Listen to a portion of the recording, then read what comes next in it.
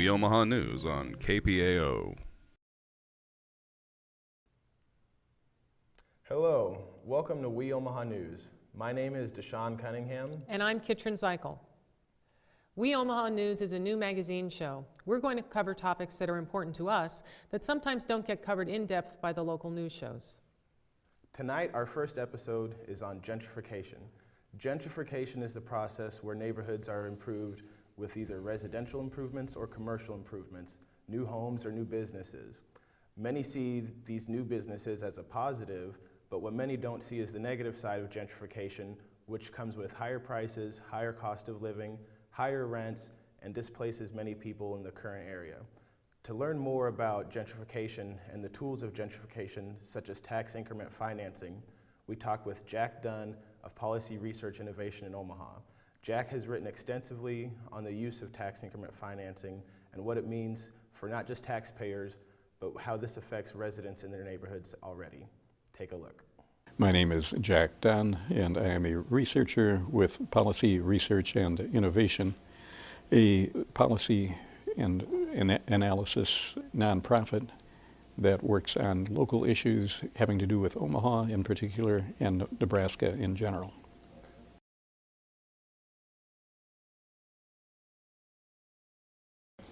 A quick way to talk about it is that it's a way for municipalities to give money back to developers for projects that the city believes are worthwhile. The TIF loans are actually paid off annually, and the way that they're paid off gets a little complicated, but the developer pays to the city the taxes based on the improvements that were made for this development. The city then turns around and hands the part of the taxes that represent the improvements back to the developer. The original purpose of TIF, tax increment financing, was to provide housing and employment in low income and otherwise blighted areas.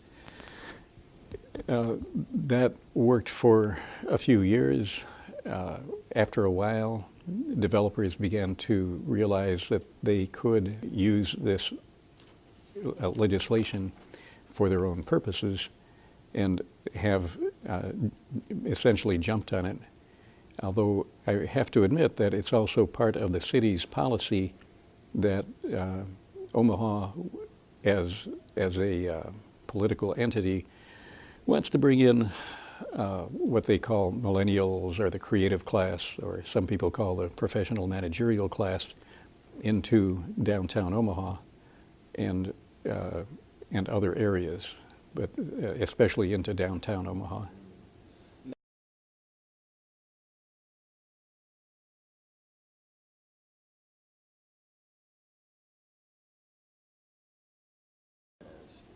That would be a nice idea. Usually when TIF is initiated, there is little provision made for those who are displaced. And this is across the board in other states as well. It's simply not a consideration. And do I think it should be? Of course. Otherwise we get severe stresses and disproportional growth or change in housing stocks around the city, and it's willy-nilly, and it negatively impacts many people, as well as those who are being displaced. So do you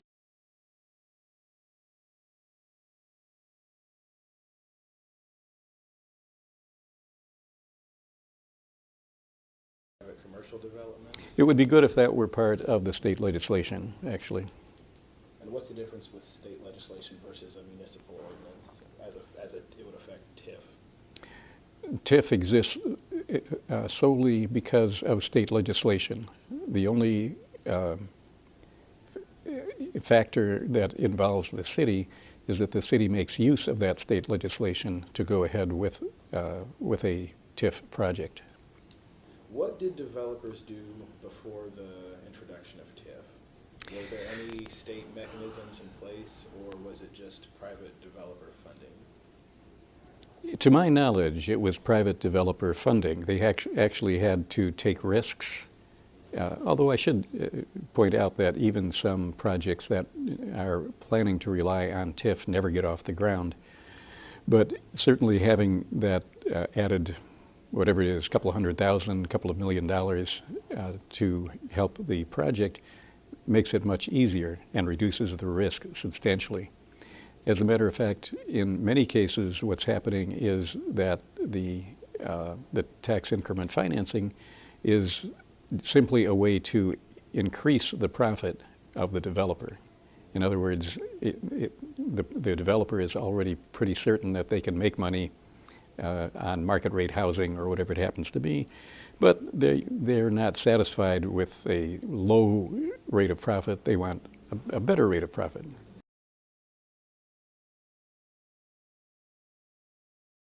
In many cases, TIF is being abused. It makes sense to use a TIF designation for things like drug rehab facilities, homeless shelters, women's shelters, that kind of thing, low-income housing.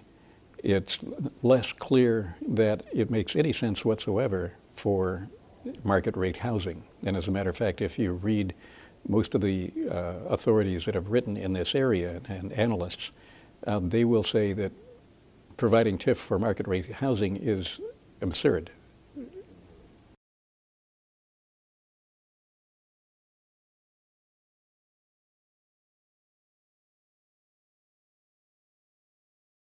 In one area.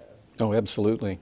As you've mentioned, the property tax rates of the surrounding people go up because other developers begin to see that area as a good risk. So they start buying up properties. The city evaluates those properties higher, and the people who remain end up paying higher property taxes, end up being forced out. And in a certain sense, they might be in good shape to a certain extent because they're getting a better price for their house than they would have gotten otherwise. The question still remains, where do they go to? And did they? It's probably not something that they would have chosen to do if it had not been forced on them. And how do you think that same situation would apply to renters versus homeowners? Same thing. The rents go up. The best example of that is the upcoming project at the Colonial Hotel. If you're familiar with the Colonial Hotel, it's about 38th and Farnham, if I recall correctly. And it's a single room occupancy hotel, and it has transients in there to a great extent.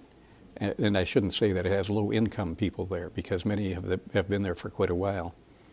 They're going to turn it into this nice luxury apartment house, which is fine, except what happens to the people who used to live there?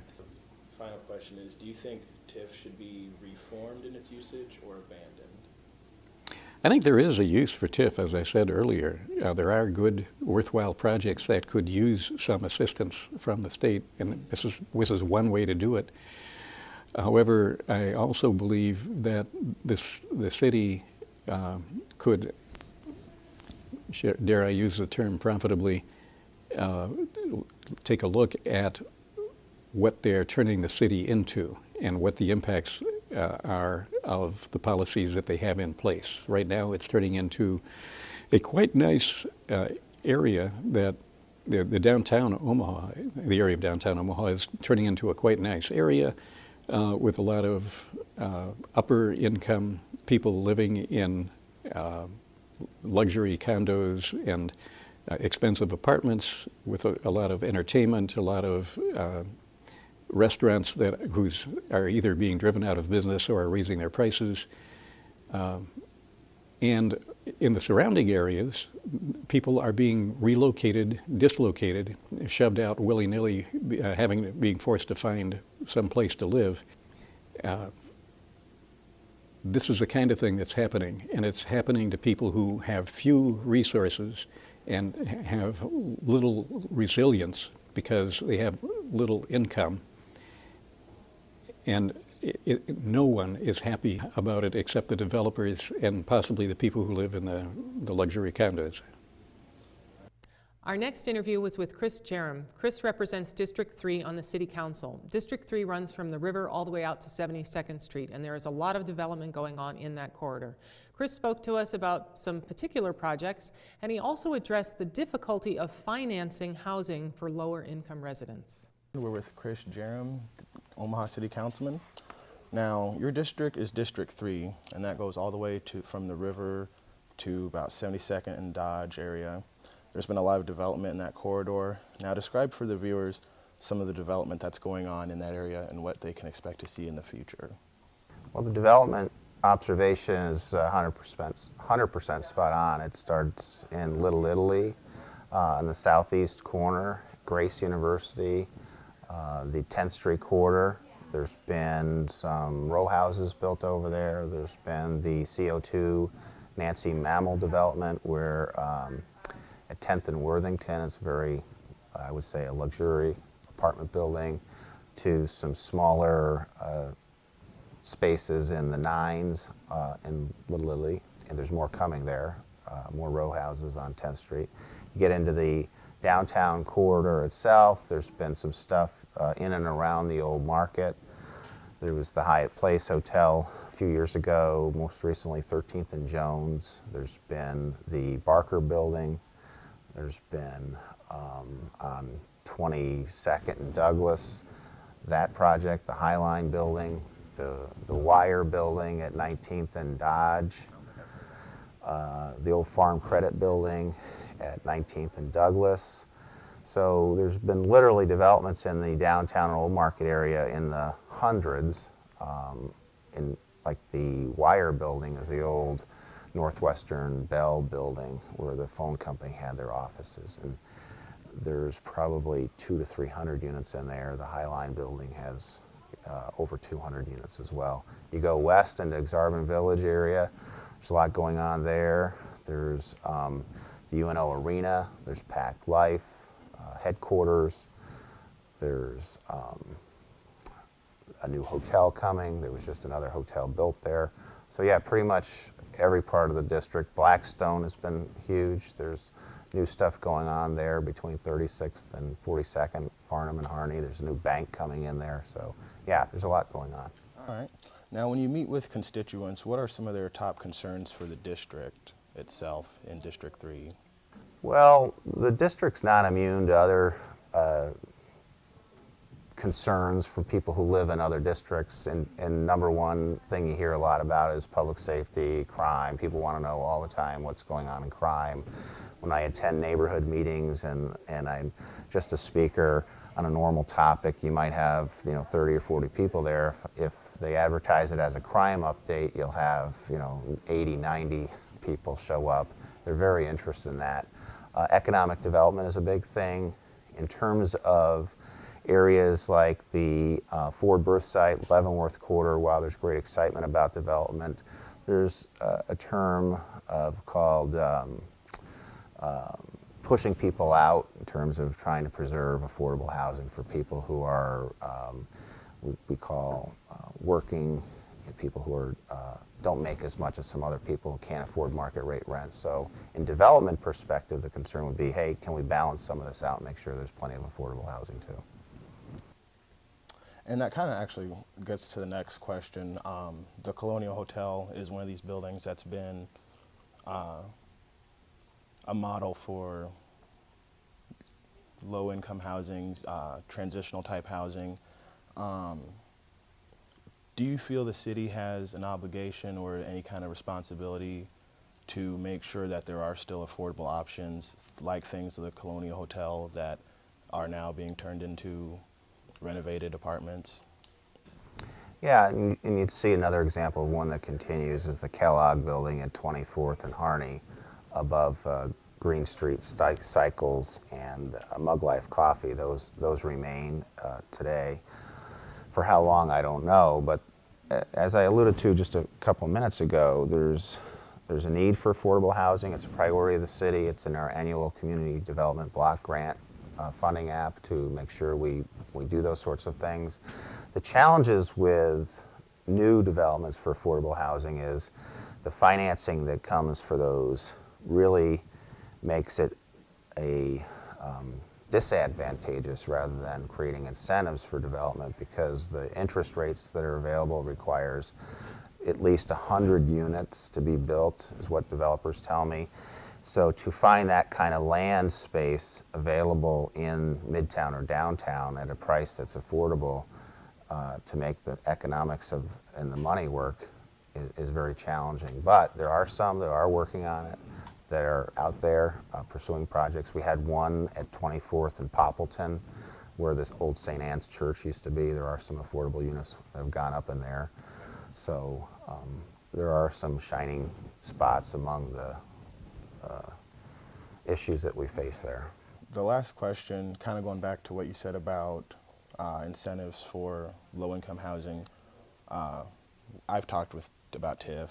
Could TIF possibly be a tool used for more low-income housing? I know you said that there's certain metrics that they want over a certain 100 units to make it work, but is there extra steps the city could take to, even though we do want to bring in new people to the area, to make some kind of guarantees for people that already do live in the area?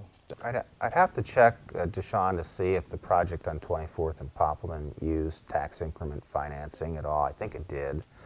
So there's no reason why, in terms of a housing development, if it meets the minimum requisite number of units that the TIF guidelines say you need, why it couldn't be used for that. It's just a matter of whether the greater economics of the project work in terms of cost of acquisition of land, cost of construction, rent incomes to be produced to support the payment on the loan that was used to finance the purchase, to design the building, the engineering, and the construction, whether those rents will then equal or exceed to provide a rate of return for whoever is investing in the project, whatever that rate may be. And then you have the cost of the money that they have to borrow from the bank. So your rents have to equal all those costs and still have a rate of return sufficient so that people will invest in it.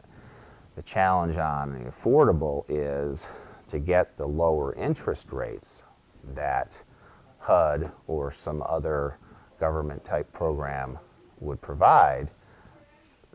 As I understand it, in my non-expert opinion, the people who are doing those projects tell me you really need to have about 100 units to make it make sense. In our last segment tonight, we talked with an Omaha tenant who is feeling the downside of the effects of gentrification. While rent prices go up, you can't expect the same amount of service from your landlord to increase with your prices. We get one tenant's look at what it takes to bring a problem landlord into compliance with the law to have a fit dwelling unit in Omaha. While many new midtown apartments and condos come online, offering the latest and greatest for services and amenities with their high prices and public subsidies, what do current midtown Omaha residents get out of their dwellings? WeOmaha News spoke with one tenant who wished not to be on camera, but was willing to share years' worth of correspondence between them and their landlord. Phone text, emails, and certified letters detailing original damage left unrepaired from previous tenants, gaps in essential services as water and gas, and damage to tenants' property from needed repairs stalled or neglected by the landlord. Initial cosmetic problems with the unit were addressed by the landlord, but within 4 months of moving in, the tenant would face the first gap in service in the form of a gas shutoff. The tenant at first thinks it is a pilot light on the stove, and the landlord agrees to relight the stove. The next day, the tenant discovers it is not a pilot light, but the tenant and a neighbor realize they have emergency gas shutoff notices left in the basement but were not notified of any shutoff. In emails to the landlord, the tenant's attempts to get the gas turned back on go unanswered. Nearly 3 weeks go by before the issue is resolved, with little to no interaction from the landlord to tenant inquiries. According to the Nebraska Tenant Landlord Acts, Chapter 76, Section 1419, landlords are to maintain in good and safe working order and condition all electrical, plumbing, sanitary, heating, ventilation, air conditioning, and other facilities and appliances. In the event of gaps in essential services, Nebraska tenants have options to remedy the situation, seek restitution, withhold rent, break their lease, or recover damages. Section 1425 of the Nebraska Tenant Landlord Act provides options for tenants who face noncompliance from landlords in regards to Section 1419. For tenants seeking to stay in their dwellings that need to force compliance from a landlord, they have options at their disposal in Section 1427 of the Tenant Landlord Act. At the time, the tenant was not aware that not having gas for 3 weeks and therefore no working stove could have been enough to break or lease or seek restitution from the landlord. As the tenant remained in the dwelling, further disputes with the landlord over repairs would lead them to reading the Nebraska Tenant Landlord Act for themselves. As the tenant became more assertive in their rights, the landlord becomes more hostile to the tenant in tone and behavior. Asserting your rights as a tenant is not hostility. Suppression of those rights on the part of a landlord is not just hostile, but illegal according to the Nebraska Tenant Landlord Act, Section 1439. Retaliatory conduct is prohibited on the part of the landlord when tenants attempt to force compliance through the act or reporting of other building code violations to the proper authorities. Tenants are also free to organize or join tenant unions and advocacy groups. When landlords intimidate or threaten tenants with rent increases or neglect routine services or evictions over asserting your right to a compliant landlord and fit dwelling, this is also illegal. Our tenant found this out after they notified the landlord in July of 2015 that the building's shared parking lot was crumbling and forming sinkholes, causing deep and uneven pits across the surface of the parking lot. The landlord promised a quick fix. The parking lot has gone unfixed. The tenant, newly aware of their rights per the Nebraska Tenant Landlord Act, called a city inspector to set up an inspection with the landlord. December 18, 2015, the parking lot was inspected, with the landlord claiming they would make repairs. This again went undone. In January of 2016, the tenant racked up $1,100 in auto bills repairing the underside of their vehicle. Damage mechanics said was caused by the daily driving over the sinkholes' uneven surfaces. In a certified letter to the landlord, the tenant notified the landlord they now had an attorney and would be seeking restitution for the damages to the vehicle as well as necessary repairs to the parking lot. Rather than accept blame for the 6 months of neglect and resulting $1,100 in car damage, the landlord began resorting to intimidation tactics towards the tenant.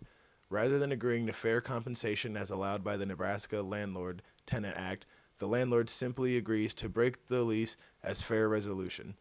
Breaking a lease to move only adds expense to the tenant and defers landlord responsibility to the rest of the people in the building, not just one problem unit.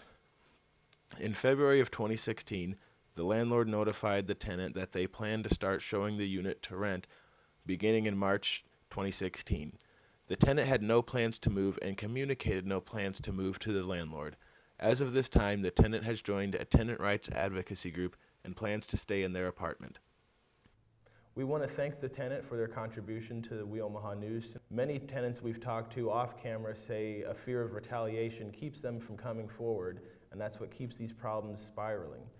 And that has been our show tonight. Thanks for watching our first episode of WeOmaha News. Deshaun will be back next week with an episode on medical marijuana and the current bill that's proposed in the legislature, and he'll also talk about the larger issue of legalizing marijuana in Nebraska.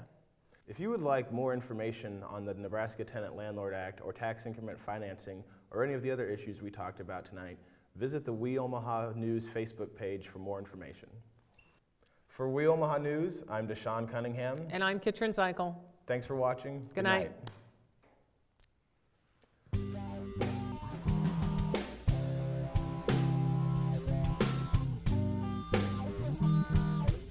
This has been WeOmaha News.